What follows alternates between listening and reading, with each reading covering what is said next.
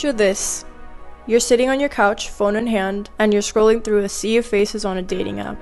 Suddenly, one profile stops you in your tracks. They share your love for reading, they love dogs, and they like to go out. Suddenly, you're all excited, and you swipe right. Minutes turn to hours, hours turn to days, and you start to wonder, is this a sign that online dating is just a digital gamble, or is true love not in the cards for me? This dilemma reflects the tug-of-war many face in the world of online dating, a space full of possibilities, yet charged with uncertainties. According to a recent Forbes Soul survey conducted in August 2023, polling 5,000 participants, 3 in 10 US adults have used some form of online dating, with 72% claiming it led to meaningful relationships. But what about the other 28%? Today, we will dive into this modern love story from two sides, the promise and the pitfalls. I'm Ali Alvarez, and I'll be taking the side in favor of online dating. From personal experience and research, I believe it provides opportunities that wouldn't exist otherwise, like creating a safe space for connections and giving people the confidence to put themselves out there. For me, it's been a tool that truly works when used with caution. And I am Mariana Rangel, arguing against online dating. While I see its appeal, I'll clarify the challenges it presents, such as the rise of fake profiles, shallow connections, and how it can affect confidence in real-life interactions. I believe online dating often creates more issues than it solves. This is Cupid's algorithm. Get ready to dive into this crucial topic of the modern dating world. Now that we've set the stage for the debate, let's talk about one of the advantages of online dating, the sense of safety and control that it offers. Trust Mental Health, a mental health care facility in California, confirms that online dating can be helpful for people with social anxiety. Imagine navigating your dating journey at your own pace by choosing how much personal information you want to share, who to talk to, and when to take the next step. Online dating can also reduce the pressure of in-person conversation and allow for a safe environment where you can set your own boundaries and avoid risky situations. An example that I can attest to is myself. I met my boyfriend on a popular dating app called Hinge, and for me, I had to be 100% sure that the person that I was talking to was real and authentic and someone that I wanted to talk to. Like in-person conversations, there is a risk that people will lie or maybe scam people to make themselves look better on these platforms. And that's why it's important to set realistic expectations when you're using an online dating platform, because you are using the internet after all. Some safety features on online dating platforms are verification of identity, reporting or blocking users, and video chats, which is pretty cool and it's very useful. It's what I used to verify that this is someone that I wanted to continue talking to, and that pushes the agenda to provide a more safe environment. But the key to staying safe and in control is to make sure that the person you are talking to is real and authentic, and don't be afraid to ask the important questions and take all the time that you need to verify that this is someone that you want to continue talking to. It's important to consider how much control online dating platforms actually provide. You mentioned that online dating can be helpful for individuals with social anxiety, allowing them to move at their own pace and set boundaries. Yes, there are features to block or report users and verify identities, but these tools don't eliminate one major issue: the lack of authentic information. Even if you can decide who to talk to or when to take the next step, how can you be sure the person you're speaking to is who they claim to be? How can you truly know who's hiding behind the screen? Many users create profiles that don't fully reflect who they are, whether by exaggerating details or outright providing false information.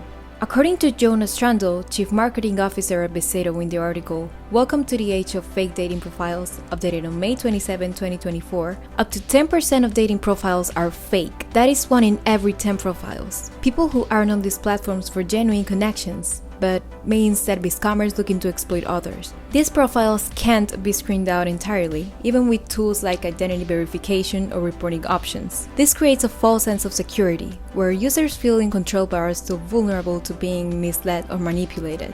You shared a personal experience about taking precautions to ensure your boyfriend was authentic, and I'm glad that everything went well for you. Fortunately, you're part of that 72%. But what about the other 28%? Not everyone may have the same level of caution or knowledge. and the sheer number of fake profiles makes it impossible to guarantee safety and control for all users. While online dating might reduce the pressure of in-person conversations, it also shifts the risks to a different, less visible arena, the internet, where it's easier for people to lie, fabricate their identities, and manipulate others. In this way, the safety and control that online dating claims to offer often turns out to be more of an illusion than a reality. That's a fair concern, and it's true that no system is perfect, but you do have to be careful with who you meet online. Focusing solely on the risks of online dating overlooks the many other advantages that it has, one of them being its ability to expand our horizons. Online dating allows people to meet individuals that they might never get to meet in day-to-day life. It connects us with different backgrounds, cultures, and locations. Yu Su, who is a Washington Post writer, recently posted an article and she shares her experience with online dating. She says that if it weren't for online dating, that she would have never probably met her boyfriend, who she's dating now, considering that before she used online dating, she only exclusively dated men from her background. She's Asian and her boyfriend is white. This further proves my argument on how online dating can connect us with people from different backgrounds, locations, and cultures. Research also shows that this is true by how interracial marriages have spiked. Researchers from the University of Vienna have found that the rates of interracial marriages have gone up since the 2000s, which is when online dating became popular.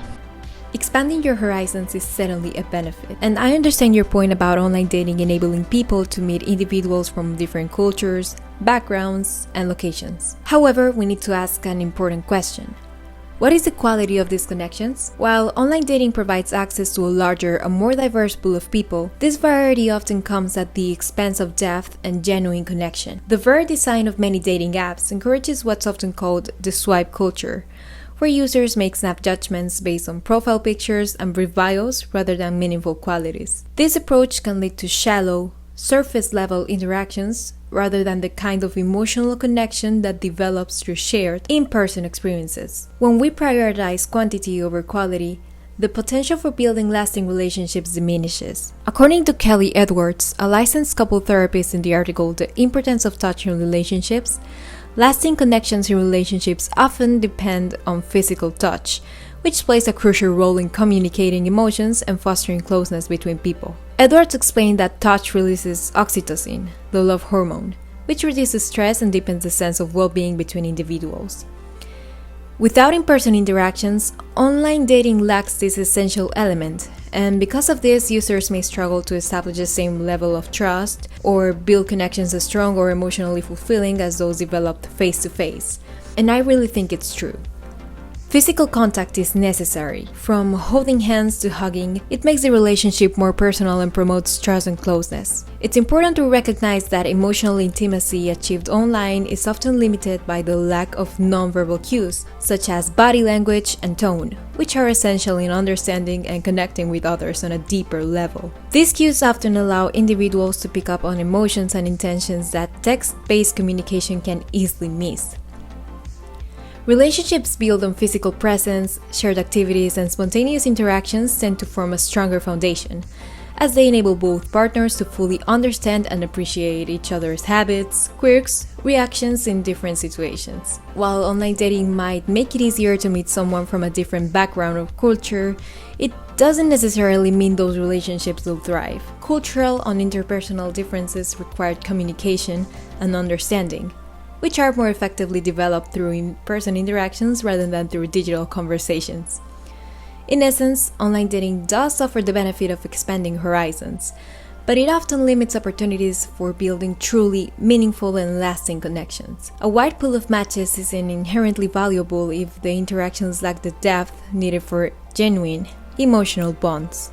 Let's not forget the unique way that online dating helps people step out of their comfort zones. For those who struggle with social anxiety or lack confidence, online platforms provide a stepping stone into the dating world, and it's a great way to step out of your comfort zone and build up confidence. With the right mindset and approach, it can lead to meaningful relationships or even better personal growth. You mentioned that relationships often depend on physical touch, and I disagree that online relationships can't last or can't lead to meaningful relationships because of the lack of physical touch. Because there's more to a relationship than physical touch. In fact, some people might find that the lack of physical touch allows for deeper conversations and a more authentic connection because you're able to focus on emotional intimacy and compatibility. Centerstone, which is a mental health clinic, published an article on the importance of connection through meaningful relationships. The article stated that meaningful relationships include mutual respect, trust, and making the person feel valued, and I completely agree. I also agree that meaningful relationships and connections with these values can certainly happen in online dating.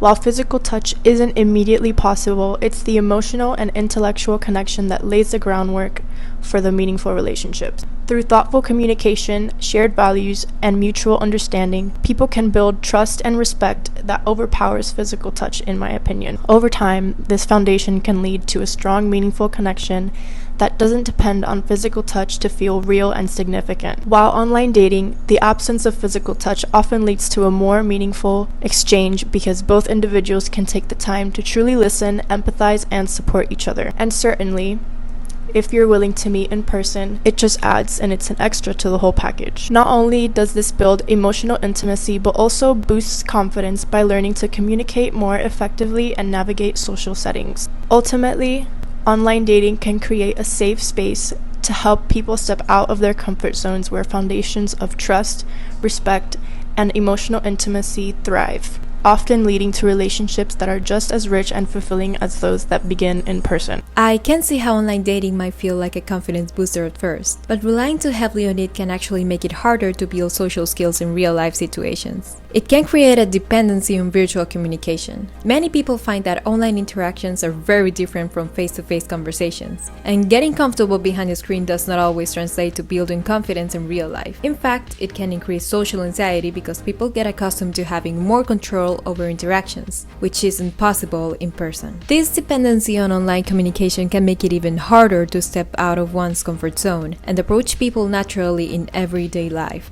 As licensed therapist Elisa Foreman points out, online dating can create difficulties when it comes to building relationships in person. She explains that relying on dating apps often sets up a false sense of how relationships develop, making them feel more planned out and formulaic than naturally meeting people in real life. Online dating can actually reduce one's ability to connect in spontaneous, genuine ways in person, which is crucial for long-term relationships. It is also worth considering that over-reliance on these platforms can create a new form of social anxiety. People may become too accustomed to the structured, controlled environment of online communication and find it even more challenging to transition to in-person interactions. In such cases, the emotional connections built online can falter when brought into the real world. That's a valid point, Mariana. At the end of the day, online dating is a tool, and it's all about how you use it. Which brings us to the bigger question. Does online dating truly help us find love, or does it leave us searching for something more? And there you have it. Two sides of the digital dating debate. Is online dating the modern Cupid bringing people together in ways never imagined? Or is it an algorithmic trap leaving us more disconnected than ever? For some, it's a tool that opens doors to love and connections, and for others, it's a reminder that love is about more than just swipes and algorithms. What's your take on online dating? Have you found your perfect match, or have you been left swiping through endless profiles? And remember, whether you meet someone online or in person, the most important connection is the one where you can be yourself.